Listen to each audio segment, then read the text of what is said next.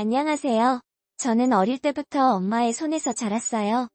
엄마는 대대로 부자인 부잣집에서 귀하게 자라서 그 옛날의 명문대 치과대학에 입학하셨습니다. 엄마의 집안은 돈이 많으셨고 엄마를 누구보다 똑똑하고 상류층 사람으로 키우기 위해서 어릴 때부터 엄마에게 성장들 불불 쏟으셨다고 들었어요.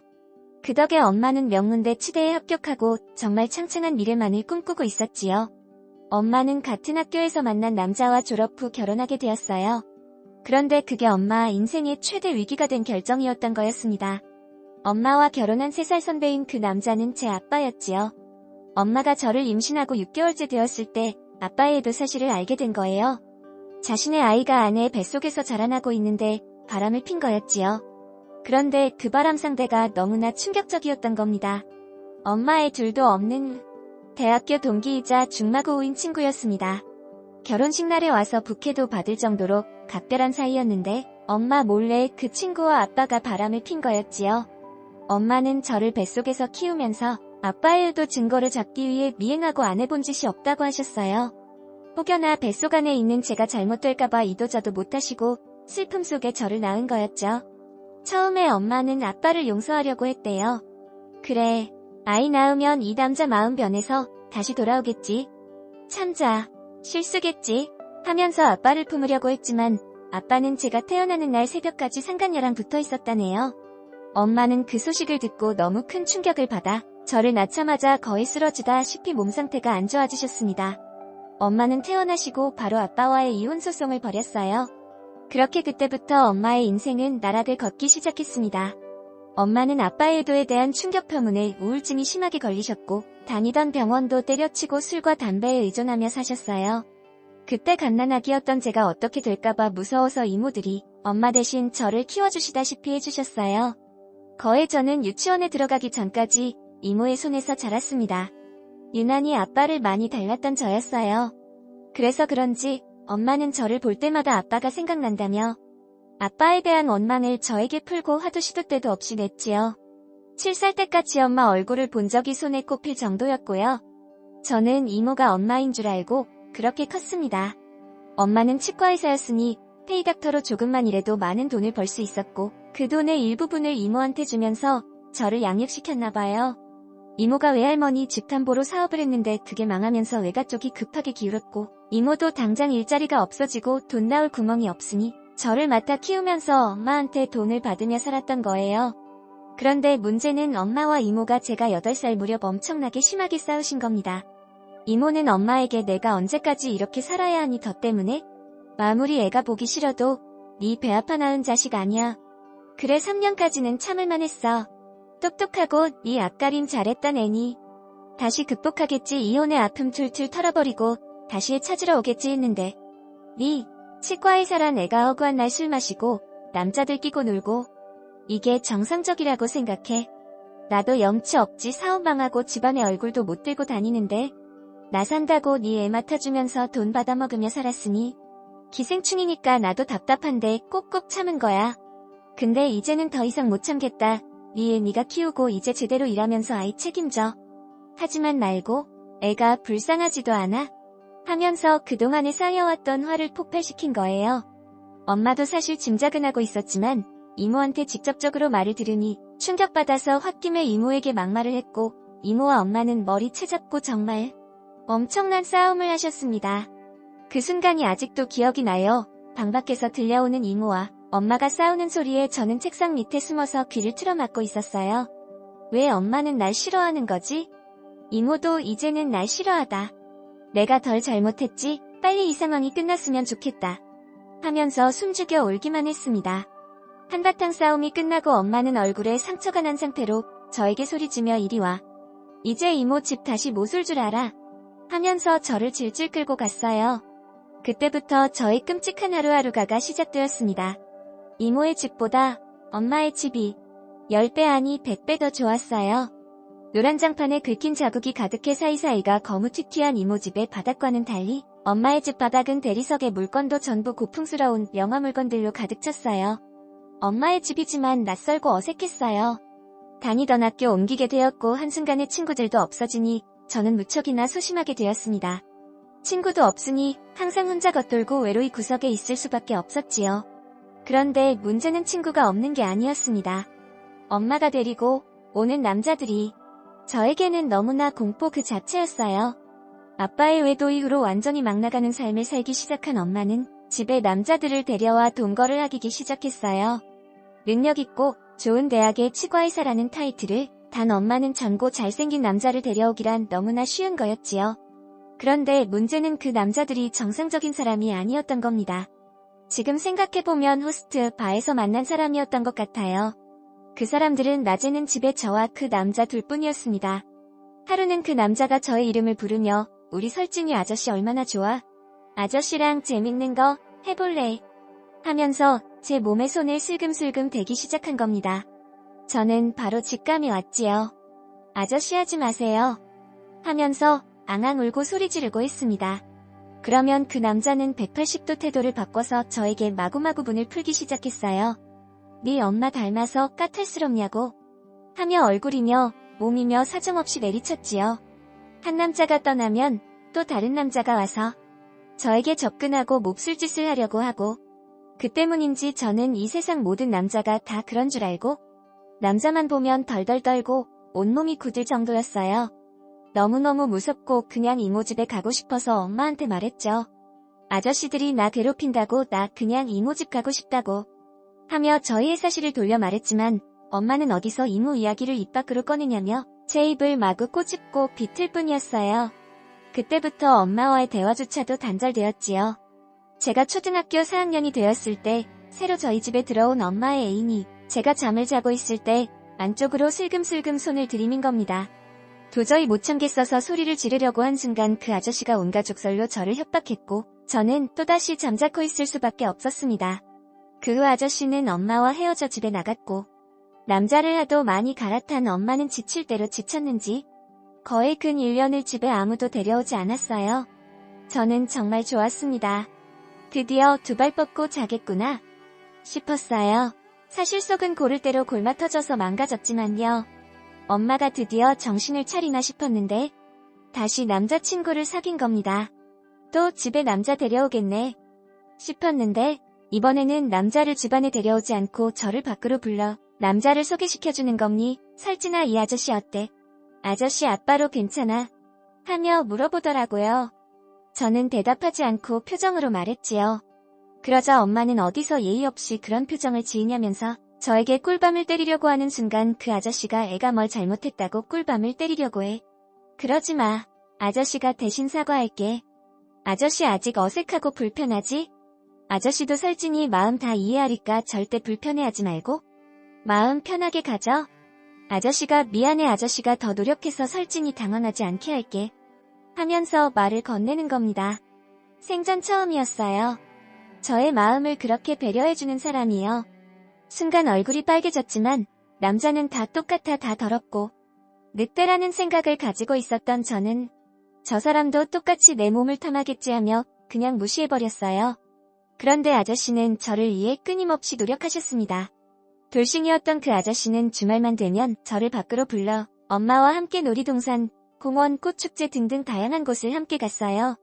저와 친해지고 싶다고 하면서 맛있는 것도 사주고 이것저것 재밌는 곳도 다닌 거였지요.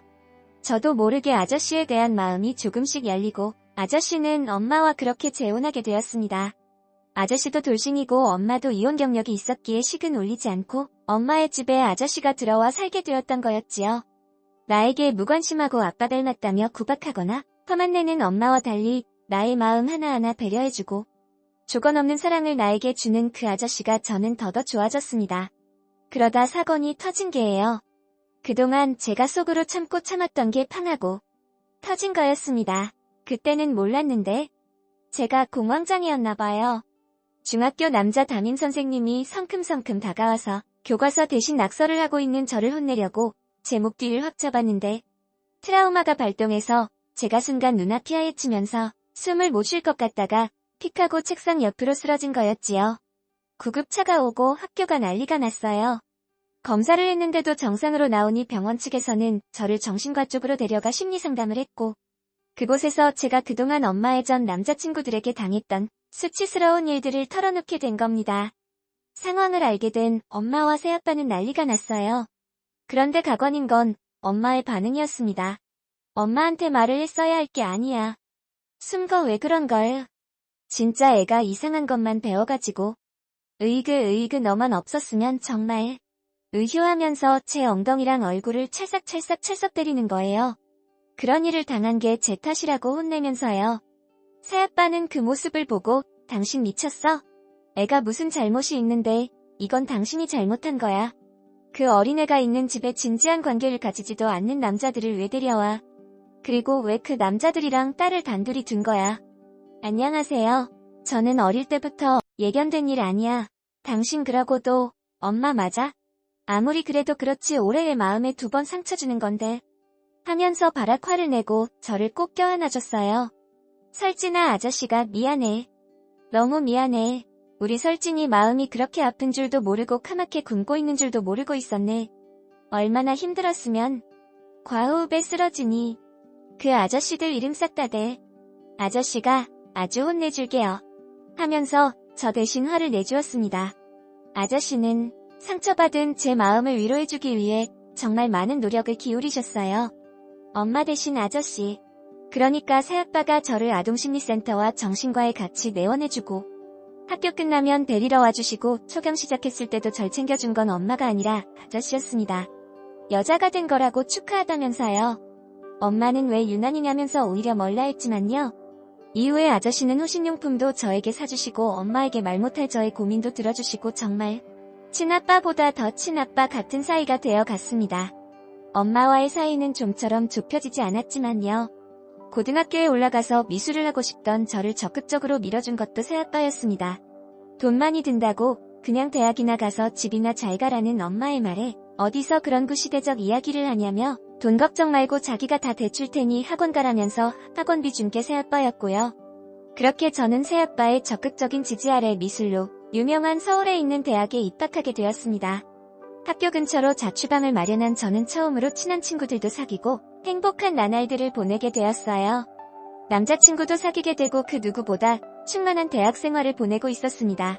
그런데 여기서 일이 터지게 된 거예요. 자취방에 남자친구와 함께 있는데 갑자기 엄마가 느닷없이 자취방에 찾아온 겁니다. 제가 남자친구가 생긴 사실을 알고 저를 아니 꼽게 본 엄마가 제 자취방에 들이닥친 거였지요. 남친과 함께 방에서 영화를 보고 있는 절 보자마자 엄마는 남친을 쫓아내 제 머리끄댕이를 잡고 마구마구 내리치기 시작했습니다. 기껏 돈 들여서 기대 보내놨더니 하라는 공부는 안 하고 남자를 사겨? 더 엄마 못 봤어. 엄마가 살아온 인생에서 느낀 거 없어. 엄마 인생이 왜 이렇게 나락으로 간 건데 대학에서 남자 잘못 만나서 이 아빠 만나서 이렇게 된 거잖아. 인연이 진짜 정신 못 차 차라리 죽어 하면서 제 방에 있던 제 평생 그려온 미술작품을 하나도 남김없이 전부 부욱 찢었고 귀싸다구를 하도 맞아 귀에서 소리가 들릴 정도였습니다. 저는 왜 나한테 왜 그래 엄마. 네가 남자친구 만나는 게 그렇게 잘못된 거야? 엄마가 나한테 해준 게 뒤야. 나 얼굴 볼 때마다 네 아빠 닮아서 꼴 보기 싫다며 때리고 그냥 나는 엄마의 분풀이 대상이었잖아. 나 이대 보내준 것도 새아빠가 지원해준 거고 그래 대체 내가 그 어린 나이에 엄마 남친들한테 안 좋은 일 당했을 때 내가 분명 엄마한테 말했는데도 모른 채 하고 지나갔으면서 이럴 거면 연 끊자고 하며 자리를 박차고 나갔어요. 엄마는 인연이 미쳤다며 제 머리 끄댕이를 질질 잡다가 지치셨는지 막 욕을 하시고서는 차를 타고 떠나셨습니다. 그렇게 저는 집 밖에 한참을 서성이며 걷다가 주저앉아 펑펑 울었어요. 내가 대체를 잘못했길래 이렇게 살아야 하는지 한스럽고 너무나 답답했습니다. 그런데 갑자기 핸드폰으로 새아빠에게 전화가 오는 겁니다. 새아빠도 나한테 라하시려고 전화하는 건가? 새아빠까지? 하면서 전원을 했어요. 그러다 집에 가서 찢어진 그림들과 망가진 물건들을 정리하고 핸드폰을 켰는데 부재중이 28통이 와 있는 겁니다. 화들짝 놀라서 새아배한테 전화를 했더니 빨리 대학병원으로 와 엄마가 지금 교통사고가 나서 수술 중이야 어서 라는 겁니다. 알고 보니 엄마는 저와 그렇게 싸우고 난 뒤 차를 몰고 가다 반대편에 오고 있던 트럭과 충돌에 전복되는 사고가 나거였습니다. 새아빠 어떻게 된 일이야? 엄마 방금 나랑 몇 시간 전까지만 해도 같이 있었는데 엄마가 왜 지금 수술실에 있냐고? 하면서 엉엉 울었어요. 과다출혈로 인해 쇼크까지 가서 겨우 제세동기로 심장박동을 되찾았지만 18시간의 수술 끝에도 엄마는 살지 못하셨습니다. 엄마의 사망 판정 후 저는 미친 듯이 울었던 것 같아요. 새아빠가 제 몸을 꽉 잡고 저를 붙잡아 주셨고요. 머릿속에는 엄마가 나 때문에 죽은 것 같다 는 죄책감이 도저히 지워지지 않았습니다. 엄마의 장례식장에는 엄마 병원 관계자들, 대학 동기들, 연을 끊었던 모델까지 발 디딜 틈이 없었어요. 저는 이모들까지 발 디딜 틈이 없었어요. 저는 너무 울어서 온몸에 힘이 하나도 없어 장례식 한 권에 마련되어 있던 잠자는 방에서 몸을 웅크리고 있었습니다. 엄마의 입관 시간이 되자 저는 겨우겨우 발걸음을 쉬시며 엄마의 마지막 얼굴을 보기 위해 갔어요. 사는 내내 나를 너무너무 괴롭히고 못살게 굴어서 확 엄마가 죽었으면 좋겠다고 생각했는데 막상 이렇게 되니 전부 제 탓인 것만 같았어요. 그런데 이모가 와서 말하더라고요. 너랑 싸우고 엄마가 나간 거니? 어휴, 정말, 에휴, 내가 미쳐 정말. 엄마 성격 어떤 줄 알면서 더가 좀 가만히 있고 대들지 않았으면 이렇게까지 안 되었을 텐데 하면서 은근히 저를 원망하는 말을 하는 겁니다. 제가 무슨 정신이었는지는 모르겠는데 거의 반 미친 사람처럼 장례식장에서 제발 나 좀 그만 괴롭히라고 하면서 소리를 빽 지르고 뛰쳐나갔어요. 당신네들이 나한테 해준 게 가 있어? 어린 나를 돈 때문에 이리저리 이용해 먹고 도와달라고 손 내밀었을 때 다 뿌리쳤으면서 안 그래? 나 찾지 마. 엄마도 이모도 다 똑같아. 하면서 뛰쳐나갔습니다. 저는 무작정 걷고 또 걸었어요. 이 세상에서 내가 사라져야겠다 생각하고 죽을 용기로 그렇게 엄마 장례식 발인도 보지 않고 뛰쳐나간 거였지요. 새아빠에게서 수백 통 전화 왔지만 핸드폰도 꺼놓고 그냥 지쳐 쓰러질 때까지 걸었습니다. 누가 나 좀 죽여줬으면 좋겠다 싶은 마음에 길거리에서 자고 위험한 곳에도 서슴없이 들어갔습니다.